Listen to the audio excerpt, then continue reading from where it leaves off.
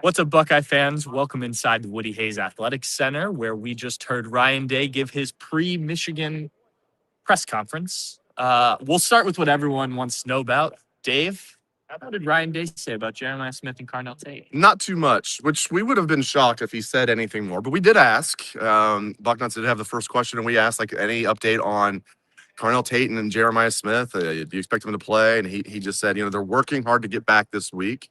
And then was asked later in the press conference, like, okay, well, he said they're working hard to get back. Do you expect they'll practice this week? And he said he really gave a little head fake there and kind of said that's up to the medical staff. So did we learn anything new about Jeremiah Smith and Carnell Tate? No. What are we hearing? I'm hearing JJ is going to play unless he has like a setback this week. Like I'm hearing like from good sources, he's going to play. And if he doesn't have a setback, he's not going to be on a pitch count. Carnell's a little bit more of a mysterious case. I'm not exactly sure what's going to happen there. I've had two sources tell me he's expected to play, but even they're just like, it's not like I would like bet like a lot of money on that he's going to play, but he's expected to play. So I would expect JJ's going to play for sure, and then we'll see about Carnell. Is that fair? I think so. And if you listen to Ryan Day on the Buckeye Roundtable show on 97.1 The Fan, or whoever it is on your station across Ohio, Ryan Day was asked about both players, and it sounds like they are trending in the right direction.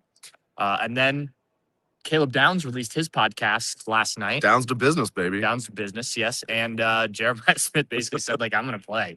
So I should, what was it? Was I should be good to go? Yeah. The way he said it, that was like, I should be good to go, kind of with the. Well, and also, if you are Caleb Downs, a captain and a savvy person on this team, I don't think you have Jeremiah Smith on the week you're publishing the Michigan game podcast if you don't think he's going to play, or B, if you do, you don't ask about it. Smart business. Yeah, that's a great point. Yeah, and he's a smart businessman, hence the name of the podcast. He really is. I mean, Caleb and his brother Josh are just obviously they're great football players. They're extremely smart humans. So yeah, that's a great point. Like he's not going to have Jeremiah.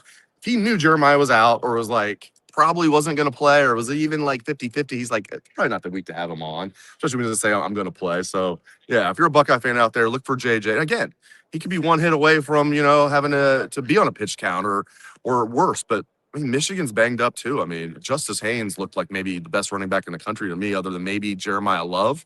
Those two look like the best running backs in the country. So they're without Justice Haynes, and, like, Jordan Marshall will definitely play. He's a really good running back. Ryan Day talked about him. But, like, he's dealing with an injury, too, a shoulder. And, thankfully for him that he got the x-rays, came back negative. But he's one Arvell Reese shot away from being out of the game. So both teams are very banged up. But I think Ohio State actually goes into this game healthier. And this is just an educated guess than Michigan. Yeah, I think you're probably right. And look, anybody's one hit away, right? I mean, that's true. Remember the camera that injured JT Barrett? Like, you just never know, especially this late in the season. So good to hear on both of those guys. But let's set the injuries aside for a minute and let's talk about this game. Obviously, I don't have to remind anyone out there, Ohio State has lost the last 4. What have you made of Ryan Day, his approach? They changed the media schedule. Usually this time of the week, we're doing all of the players after Ryan Day's press conference. They're going to do that tomorrow night. They are sticking with their routine that has worked all season. Just what have you made of how they're handling this, wanting to have that routine and what Ryan Day was like in that press conference? Yeah, I think today in the press conference, I thought his demeanor was like what you would like to see if you're a Buckeye fan. He didn't look like he was super nervous. He obviously isn't in there like acting like this is nothing. Like I just felt like he was locked in, but still somewhat loose. Does that make any sense? Almost as like a contradiction, but like he just seemed like he was like at ease, I should say. Like obviously he's a serious guy. But there are times that he looks like a little, and he hasn't shown this in a while, where he'll look a little nervous. And like I didn't get that feeling at all. Now we'll see what happens during the game. I asked him, like, it's easy to say going into a game. We all do this. Just play loose. Just play loose. Don't play not to lose. Play loose. But like anybody who's played sports, that's probably easier said than done unless you're very mentally strong. It's like, I'm going to go in there and just boom, boom, boom. And then you get in there and you kind of play it safe a little bit. It's human nature. But I feel like Ohio State's the better team at every position. There are some that are very close. And I just feel like if Ohio State goes in there and plays loose, not reckless, but loose, it's going to be a good day for the Buckeyes. But yeah, I think as for the schedule, mixed emotions. I mean, I think it's smart to fly up there. That'll save them some time. Not a lot. You're like, wait, they're flying? Yeah, they usually bus up there. So all the people in Bowling Green, Ohio, who stand on that bridge You guys know what I'm talking about? And wave at the Buckeyes bus when it comes by every 2 years. You're not gonna get that opportunity this year. Just wave at the sky. There you go. Just yeah, exactly. Well, hopefully you can look at the flight log and see like when they're like flying over you. But yeah, that'll save them a little bit of time. As for the interviews tomorrow, that was definitely a surprise. When Patrick told me that was a chance, that was a probably a good opportunity or a good possibility. I said there's a 0% chance that's going to happen, less than zero. And then Pat's like, "Nah, you like me now?" He was right because I was like, "There's no way they're going to do like player interviews the day before Thanksgiving." He's like, "It's not Thanksgiving for them. This is a game week," and I like that. Now, I don't like, and Ryan didn't say this himself. I don't like the idea of saying this is like any other week. Let's just play it like any other week because that gives me flashbacks to John Cooper. Yeah. He would say like, I think by the end of his tenure, he wasn't saying this, but early on he was saying, no, it's like any other game. We're like, I was like a little kid, like, no, it's not like any other game. Like, and Ryan's not saying that, but I think overall what he's doing, I think is good. Yeah, I think last year they put too much into this. And there's a level, right? Like this game matters beyond all the other regular season games. But you can't build it up too much in your head. And that's what it seemed like last year was like they got out there, they were tight. Everyone was so worried about losing the game for a fourth straight time as opposed to just going out and winning the game. And so, Ryan talked about this game is not something you prepare for this week. It's something you prepare for all year, which I think to your point about, it's not just another game. Like that to me is him recognizing that fact. Oh yeah, he knows us. No, Right. That's what I mean. But when I hear like, oh, we're gonna keep it all the same this week, I'm thinking, okay, I had a little flashback to Cooper. Yeah. It's not the same thing. No, I Not think the same thing. what that says is they have found a really good routine. Yeah. I mean, going back to probably the college football playoff last year, they have found something that has worked every game, right? They've won them all, most of them by double digits. And so I think he wants the players in that same routine. Now, does it matter if we're here on a Wednesday evening after practice to do interviews? Probably not, but it does keep everything the same. And they've been so dominant doing it that way. I mean, we heard even before they flew out to Washington, like they were going to take the same type of travel approach as they did for the college football playoff. Staying 2 nights instead of 1. Right. Which is so smart. You get to like, you're going 3 time zones away. Yeah, it's easy to say that when they won that game 24-6. Right. Seriously, I mean, usually, as we all know, if they're going 3 time zones away, they're flying in the night before the game, right? And I think that was really smart to go out there a night early, let your players get acclimated and your coaches, and then get up that second day and get ready to go. How are you feeling about this game in general? Just, you mentioned it. Both teams have some guys banged up. Michigan has been maybe better than some people expected, at least record-wise. They're, I think, top 20 team in the country. A lot is on the line. Just, I don't know, what vibes? How are you feeling here on this Tuesday before the game? Yeah, there's always going to be trepidation. I was very confident going into last year's game. We know how that worked out. And this is a better Michigan team, and they're playing at home. Like last year, Ohio State was favored by 21.5 or something like that. This year, I think it's down to 9.5. Last that I checked, it was 10. It was 11.5 and 10.5. And I looked this morning, it was 9.5. So now we're not really getting into like betting, but it just shows you like this is not like a game where Ohio State's expected to go up there and just like blow them out. This will be a tough game. Michigan can run the ball well. They've got a good offensive line. It's not maybe on the level they've had, like where they were winning back-to-back Joe Moore awards, but they're a Joe Moore Award semifinalist. I still like Ohio State's offensive line, and I like Ohio State's defensive line, but Michigan can run the ball, and they can play good defense. Where have you heard that before? Like that's just as a Michigan team right there. Run the ball and play good defense. So, there's definitely trepidation, but I do feel like Ohio State is clearly the better team. I would go as far as to say they're better at every position group. Some very, very small. You can make an argument for some. But I think Ohio State's the better team. I think they're the better coached team. I would take Ryan Day over Sharon Moore. I would take Matt Patricia over Wink Martindale, for example. But yeah, man, it's the Ohio State-Michigan game. Anything can happen. But I do feel like Ryan Day seemed quietly confident today, almost like he knew something we didn't know. Like I don't think he's dropping things like, and he said it like kind of joking, like he's like, are you having fun this week, or is it like nerve-wracking? He's like, yeah, there's nothing fun about it. Like having fun will be like if we kick ass. That to me, I was like, oh, like he didn't say that stuff in the past years. Like almost like he knows something we don't know. Now they're gonna go up there and kick ass. We'll find out. Well, and I think winning a national championship just changes the coach, right? Like it does give you that. Yeah, and he can be a little bit loose. Like, look, if they'd gone into the college football playoff and say lost to Oregon or lost to Texas, like there would be a lot riding on this game, and not that there isn't a lot riding on this game, but you have that national championship. It gives you kind of the freedom to, hey, God forbid you lose this game, well, you're still in the playoff. You still set yourself up, and you're coming off of a national championship. So I think he can be a bit looser in these type of settings. I think for the most part this year he's been that way. As for the game, like I had somebody ask me just yesterday, like, why should I be confident given what's happened? I was like, well, I could tell you all of the things you know about Ohio State this season, and this is somebody who pays attention to college football, knows about Michigan. Like, it's like, but in the end, like this game, until I see them win it, like you're gonna have that in the back of your mind, right? Like it's just gonna be that, are they gonna try and run the ball? Are they gonna try and do things that are out of character like they have the last couple of years? And like I think everybody just needs to see Ryan Day and this staff go out and coach what the same way they have every other game to feel like, okay, he's gotten that monkey off his back. Yeah, and I feel like if you're an Ohio State fan and you're really nervous about this game, which you probably should be if you're an Ohio State fan or a Michigan fan, like that goes with the territory.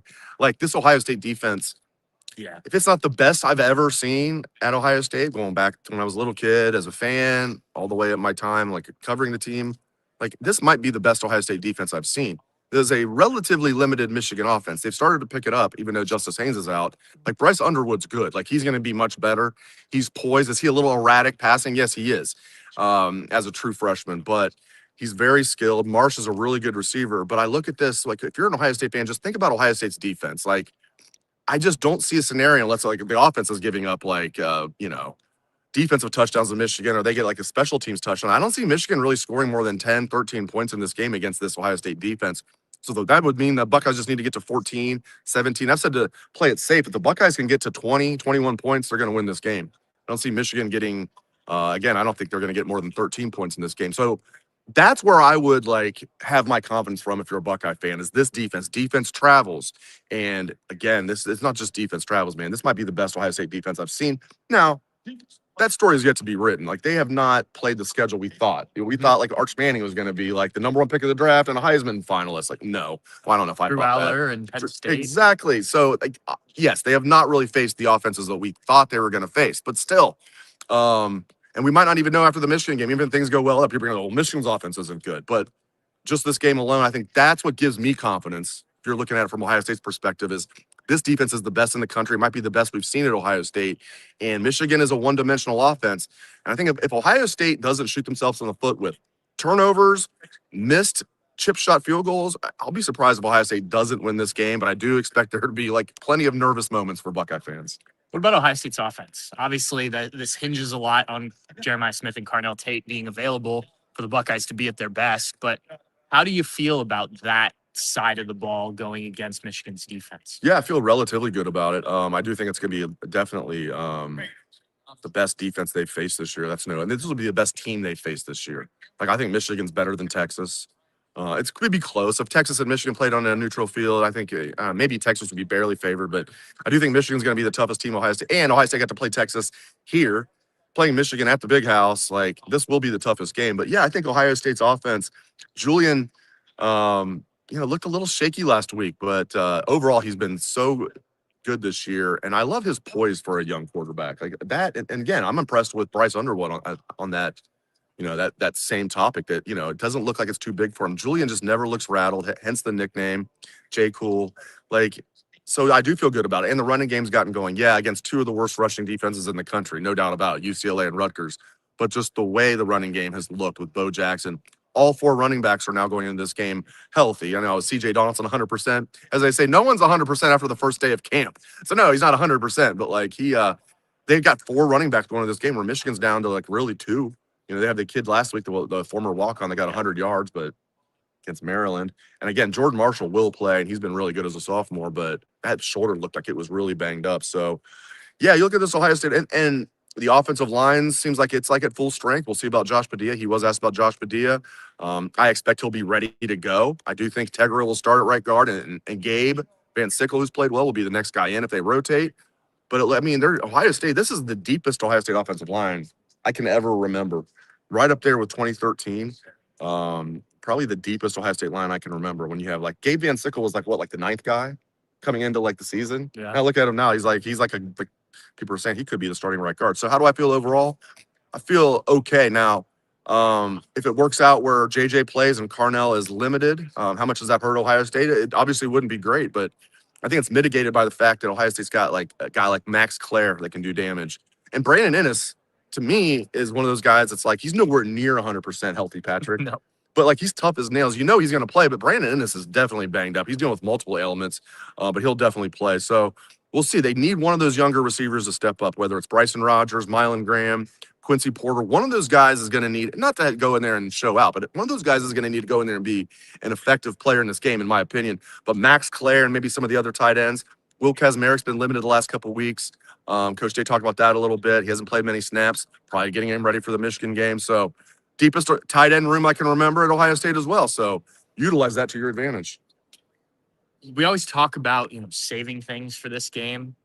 Do you expect much unexpected on Saturday? I know that hasn't been a big thing under Ryan Day coach teams, but you need to win this game. Michigan's done some stuff. I won't say trick plays necessarily, but some unexpected things in the past. How much do you have to kind of prepare for the unexpected, I guess? Yeah, I think offensively, when you look at Ohio State's offense, I think they might try to use more tempo. They have not used much tempo this year. We know that Ryan Day likes that at times. So that might be something Ohio State's been saving for this game. Obviously, both teams are going to have plays they've been saving for this game. Certain plays that they always do the same thing on. We're always doing this. We're always running off left tackle when we do this. And bam, all of a sudden in this game, it's a like a naked bootleg the other way. So both teams are going to have plays they've saved. For Michigan, it's interesting. Like, they probably will take some shots early. They're going to obviously rely on their running game. They'll take some shots because they know that Michigan has to know Ohio State is the better team.